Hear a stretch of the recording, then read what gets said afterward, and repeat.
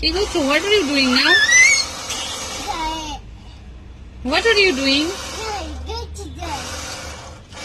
Battery finish হয়ে গেলে পাপা বকবে তো।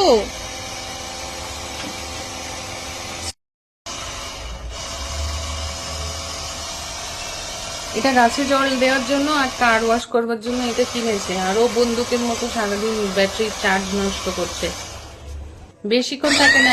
এইটা কিনে আনার পরেই ও পুরো ব্যাটারির অংশটাকে জলে ডুবিয়ে দিয়েছিল, সেই থেকে বেশিক্ষণ কাজ করে না, ব্যাটারি ফিনিশ হয়ে যাবে তো।